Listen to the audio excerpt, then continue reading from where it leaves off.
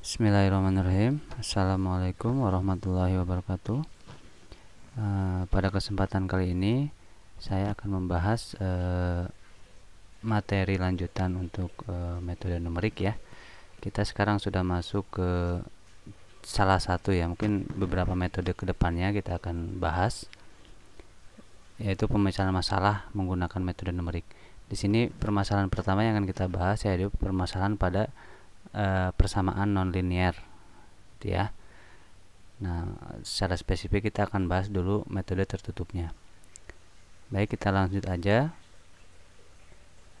Nah, sekarang dalam bidang sains atau rekayasa itu seringkali kita dihadapkan dengan permasalahan, yaitu bagaimana sih mencari akar dari suatu persamaan matematik. Seperti itu kan ya.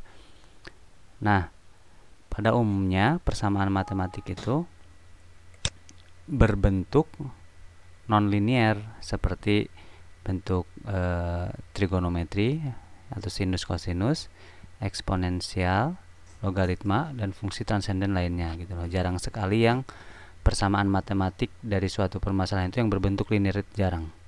Kebanyakan itu apa? Nonlinear. Tuh. Nah,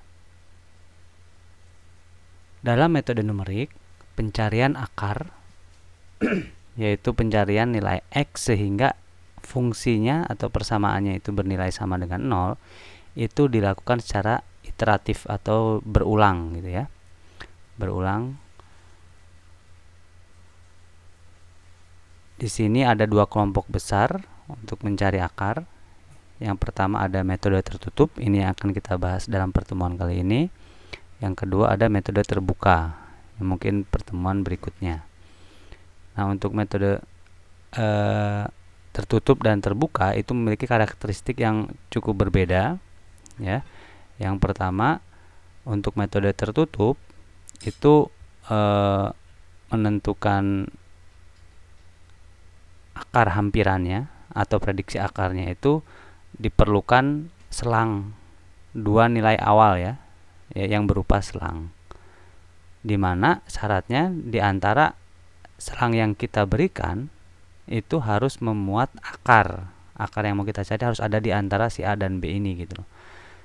Syaratnya gimana ya? Syaratnya agar dia ada akar di antara A dan B adalah FA dikali FB nya harus kurang dari 0.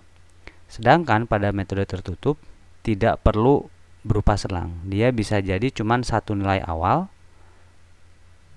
dan nggak ada syarat lainnya. Jadi cukup satu nilai awal di mana aja, itu nanti kita bisa gunakan metode terbuka gitu ya. Jadi nilai awal ini cukup berbeda ya. Kalau metode tertutup perlu dua nilai awal yang berupa selang, dimana diantaranya harus ada memuat akar gitu ya.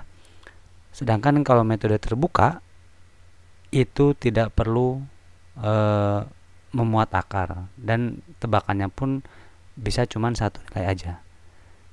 Berikutnya perbedaan yang lainnya adalah, nah, untuk metode tertutup cenderung selalu berhasil menemukan akarnya ya.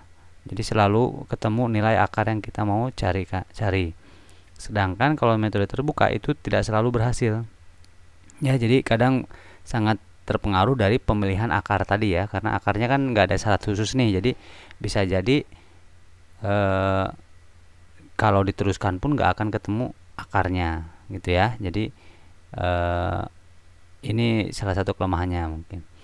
Berikutnya, kalau yang metode tertutup ini lambat konvergen, artinya perlu banyak perulangan atau perlu banyak iterasi untuk menemukan akar. Jadi prosesnya cukup lama ya. Sedangkan untuk metode terbuka itu lebih cepat konvergen. Jadi ada plus minusnya lah gitu loh. Mungkin kalau di sini selalu menemukan akar tapi lambat konvergen, kalau di sini nggak selalu berhasil gitu kan, tapi cepat konvergensinya gitu loh. Gitu ya. Nah, syarat cukup keberadaan akar ini mungkin yang untuk khusus metode metode tertutup ya yang akan kita bahas ini. Kita coba perhatikan grafik ini supaya kita paham kenapa sih harus ada syarat tadi ya. Yang dimaksud dengan akar itu adalah perpotongan grafik dengan sumbu X kan ya, gitu. Ini nilai A, ini nilai B gitu ya. FA-nya berarti negatif ya. Jadi kalau untuk nilai di bawah sumbu X itu negatif, kalau di atas berarti positif. Kasus pertama, jika si FA dikali FB, maka akan ada beberapa kemungkinan. Yang pertama, ya pasti tadi ya, di tengah-tengahnya ini termuat akar. Makanya tadi harus ada syaratnya ini ya, kalau ada dua selang supaya ada akar di tengahnya berarti harus FA kali FB kurang dari 0. Di sisi lain, selain dia bisa ada satu akar, bisa juga lebih dari satu akar, biasanya akar ganjil ya. Nah kalau kasus seperti ini biasanya yang ketemu ya cuma satu aja ya, gitu, cuma satu akar yang ditemukan gitu, enggak tiga-tiganya. Sedangkan kalau kita asumsikan FA kali FB itu lebih besar dari 0, maka kemungkinannya bisa jadi seperti ini ya, seperti ini, artinya akarnya itu nggak ada di antaranya, di tengah-tengah ini nggak ada akarnya gitu loh, karena kan dua-duanya positif gitu ya, jadi nggak ada akar di antara si AB. Kalaupun ada bisa jadi jumlah akarnya itu genap gitu loh. Jadi untuk FA FB ini yang kurang dari 0 ini pasti ada akarnya gitu ya, di antara si A dan B. Sedangkan kalau yang lebih besar dari 0 belum tentu, karena ada kemungkinan seperti ini. Jelasnya makanya ini syarat cukup agar ada akar di antara si A dan B. Jelas ya. Oke, berikutnya beberapa metode ya yang akan kita bahas, yaitu metode bagi dua dan regula falsi. Ini untuk metode tertutup, sedangkan untuk metode terbuka itu ada iterasi titik tetap, Newton-Raphson, sama secant. Nah kita masuk ke metode pertama dulu, yaitu metode bagi dua. Nah ilustrasinya seperti ini. Ini kita ibaratkan adalah si fx atau si grafiknya. Akarnya itu di sini. Ini akan kita cari. Nah, kemudian kita melakukan tebakan awal, yaitu A1 dan B1. Di sini A1-nya FA1 positif ya. Di sini kan FA1-nya, sedangkan FB1-nya di bawah. Jadi kalau kita kalikan, dia memenuhi syarat cukup keberadaan akar gitu ya. Nah, untuk metode bagi dua, kita cukup cari titik tengahnya. Jadi pada iterasi pertama ya, kita mencari X1 dulu ya. Iterasi pertama atau X1, caranya apa? Tinggal ditambahkan aja A1 tambah B1 dibagi 2, nanti akan dapat di tengah-tengahnya tuh kan, tengah-tengah. Gitu. Nah, ini artinya pada iterasi ke-1 akar hampirannya yang ini gitu. Yaitu si X1 udah mulai deket ya, udah mulai ngedeketin si akar. Nah, kemudian kita cek lagi syaratnya. Kalau si Fx1 dikali Fa1 itu kan negatif, sedangkan kalau Fx1 dikali Fb1 itu jadinya positif ya, karena ini Fx1 negatif, Fb negatif. Maka kalau dikalikan positif gitu kan ya. Maka selang baru yang kita punya adalah A1 sama X1. Paham polanya? Nah, setelah itu ini dapat interval yang barunya ya, dari tadi A ke B, sekarang jadi A ke X1. Lakukan proses yang sama kayak tadi. Jadi prosesnya berulang seperti ini terus. Kita cari X2. X2-nya gimana? Nah, pada iterasi kedua kita cari X2-nya ya, cari tengah-tengah di antara A1A dan X1. Jadi tinggal ditambahin bagi 2, dapat di sini tuh, mulai ngedeketin ya. Jadi kita kalau kita lihat secara grafik ini ngedeketin nih. Mulai deket-deket sama si akar.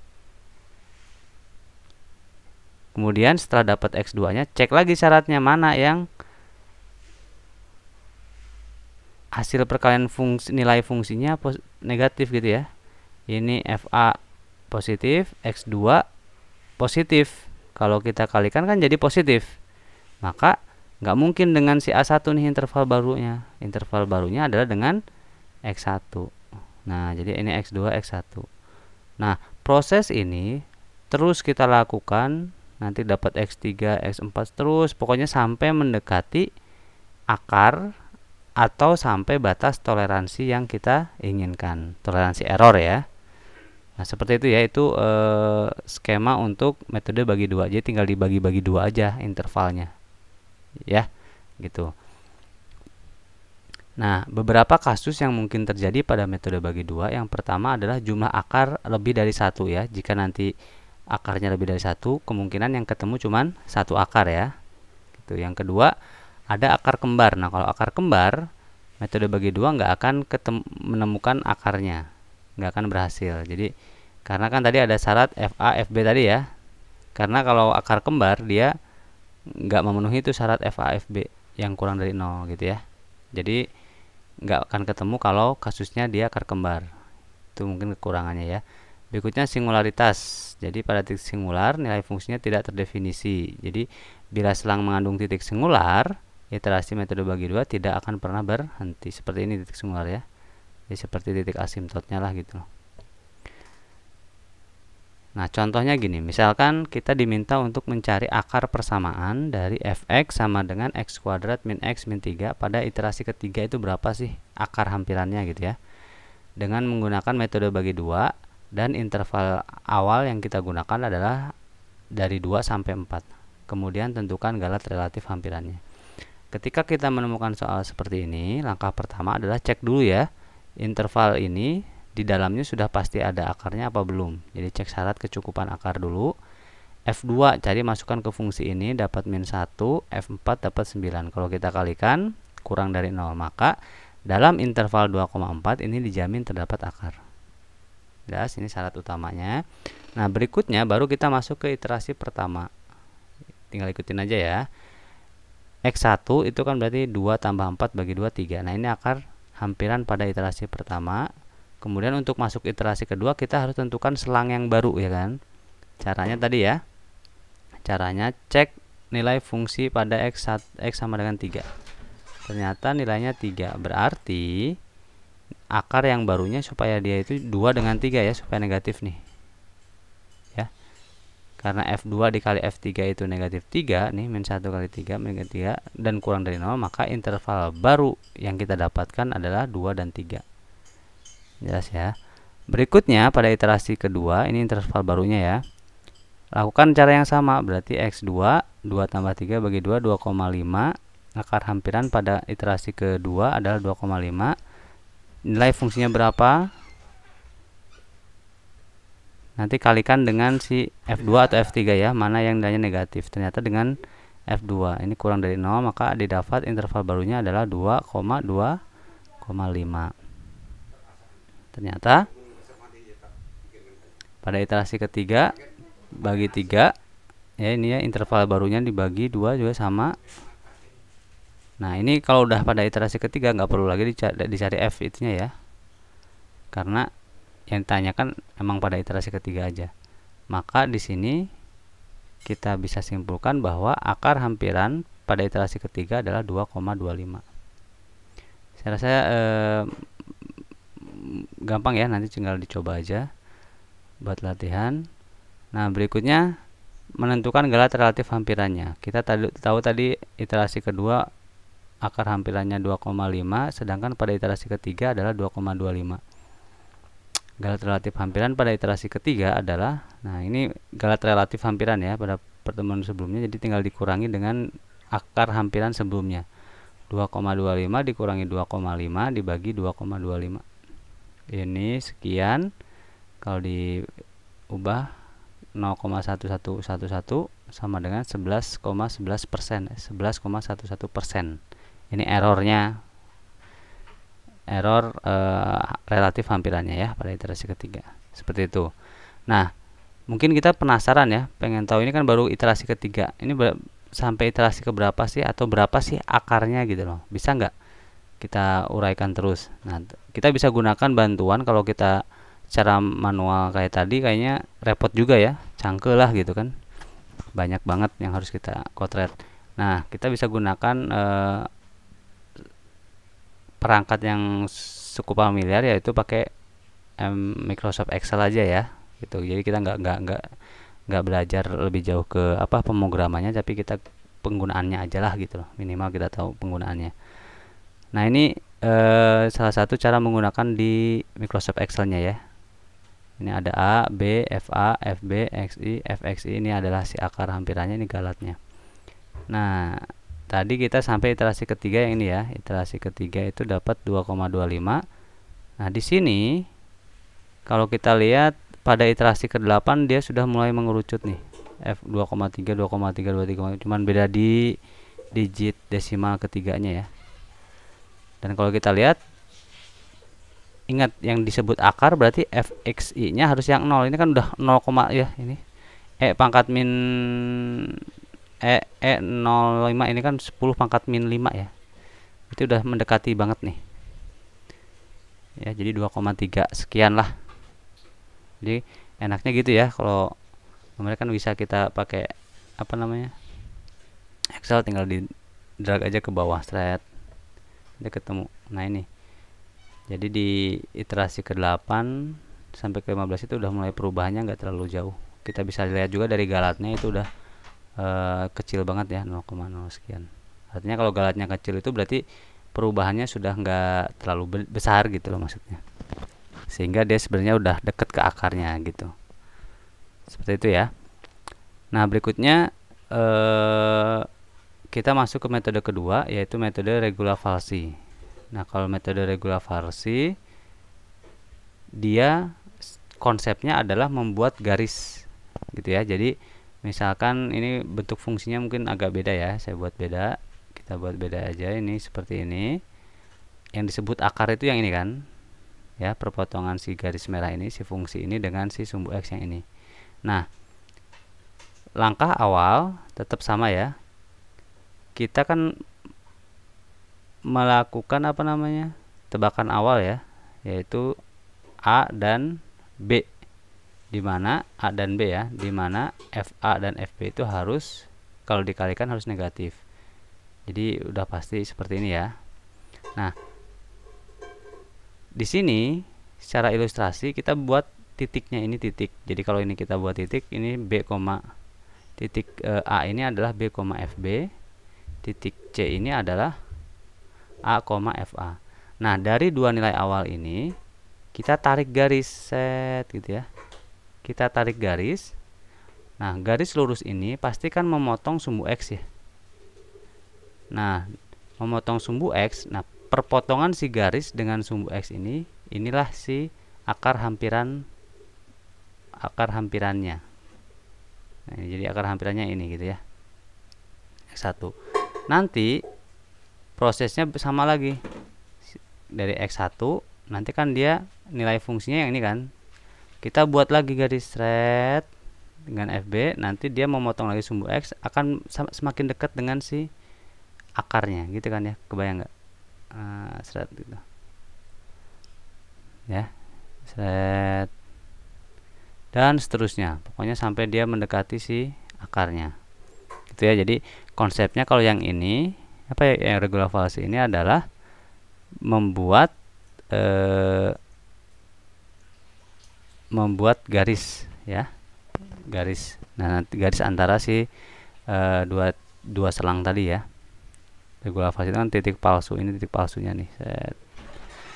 Nah, sekarang gimana nih prosedur iterasinya? Nah, untuk membentuk prosedur iterasinya kita gunakan konsep gradien aja ya. Ini kan kemiringan garis ya kalau dalam segitiga. Kalau kita buat segitiga, ini adalah kemiringan garisnya. Nah, kemiringan garis pada AC, garis AC, garis yang melalui titik A dan C, itu pasti sama aja dengan kemiringan garis yang melalui titik AD. Sepakat ya, karena ini sama satu garis kan. Kemudian kita tahu kalau rumus mencari gradien itu apa?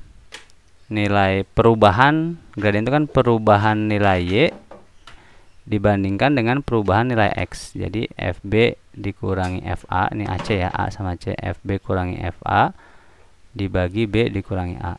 Sedangkan untuk AD berarti kan FB dikurangi 0, B dikurangi X. Ini anggap aja X ya, karena ini kita sebut nanti akar hampirannya lah gitu loh. Ini kita mau cari bentuk si X nya itu seperti apa. Nah, kemudian dari sini kita lakukan penyederhanaan aljabar aja ya. Ini tinggal dikali silang, ini dipindahin ke bawah, ini ke atas gitu ya. FB dikurangi kan FB, ini kalikan B min A dan seterusnya. Nanti X-nya sama dengan B dikurangi FB dikali B min A per. Nah, ini adalah si prosedur iterasinya. Ya, ini harap diingat nih rumusnya. Dx sama dengan B dikurangi FB dikali B min A dibagi FB dikurangi FA. Oke, kita masuk ke contoh penggunaannya deh. Nah, dengan contoh yang sama tadi ya, kita akan gunakan metode regular falsi untuk menyelesaikannya. Langkah pertama sama tadi ya, kita udah cek bahwa dalam 24 itu pasti ada akarnya. Nah, pada iterasi pertama kita supaya nggak bingung, kita tuliskan dulu titiknya ya. Karena di sini nilai awalnya adalah 2 dan 4, kita tuliskan dulu titiknya. 2 nilainya fungsinya min 1, ini 4 dengan 9. Nah, baru kita bisa gunakan, oh ini mah ini A-nya, ini FA-nya, ini B, ini FB gitu ya. Nah, nanti kita masukkan ke rumus ya, rumus yang tadi 4 dikurangi 9, 4 min 2 dan seterusnya, dapatnya nilai 2,2. Gitu ya. Nah, berikutnya sama seperti pada metode bagi 2, kita harus cari selang yang barunya. Kriterianya kayak tadi ya. Berarti ini akar hampiran ke 1 itu 2,2. Kriteria akar yang baru adalah kalau dikalikan harus negatif nilai fungsinya ya. Nilai fungsi kalau dikalikan harus negatif. Ini kalau dimasukkan ke nilai itu negatif, berarti akar yang barunya apa? Selang yang barunya adalah 2,2 dengan 4. Nah, ini kita gunakan untuk masuk ke iterasi ke-2. Itu ya, tadi 2,2 nilai fungsinya min 0,36, 4 dengan 9. Dengan rumus yang sama juga, sama, dapat 2,2692. Masih ya, karena pada iterasi ketiga berarti cek lagi itunya apa namanya, nilai fungsinya, oh negatif, berarti masih dengan si 4 gitu ya, kurang dari ini, maka interval barunya 2,2692,4. Ini pada iterasi ketiga dengan rumus yang sama kita dapat ini. Nah, ini berarti karena mintanya iterasi ketiga berarti udah selesai ya prosesnya, yaitu akar hampiran pada iterasi ketiga adalah 2,292. Ya. Nah, sekarang untuk menghitung garis relatifnya kayak tadi aja ya, tinggal kita kurangi aja.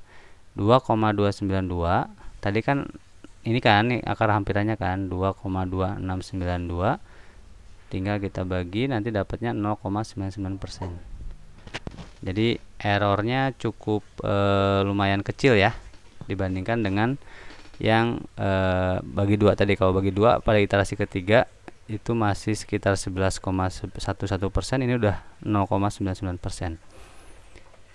Nah, itu perbedaannya. Kalau mau lebih jelas kita coba lihat, aplikasikan juga di Excel bisa ya. Kita aplikasikan di Excel. Nanti mungkin bedanya di rumus di XI-nya aja ya bedanya. Nah, ini tuh, ini tadi iterasi ketiga dapat akar hampirannya adalah 2,291971. Nah, ternyata pada iterasi kelima aja sudah 2,3 kan ya. 2,3 tuh. Dari sini udah errornya udah kecil banget. Si fx-nya udah 0 ya, udah mau mendekatin 0. Ini udah konstan nih. Jadi ibaratnya udah deket banget lah. Gitu. Ya, seperti itu ya. Jadi pada pertemuan kali ini kita tadi udah membahas tentang metode tertutup untuk mencari akar suatu persamaan nonlinear gitu ya. Mudah-mudahan bisa dipahami dan mungkin bisa kalian coba aplikasikan untuk menyelesaikan soal-soal yang lainnya ya, seperti itu. Demikian yang bisa saya sampaikan. Terima kasih atas perhatiannya. Assalamualaikum warahmatullahi wabarakatuh.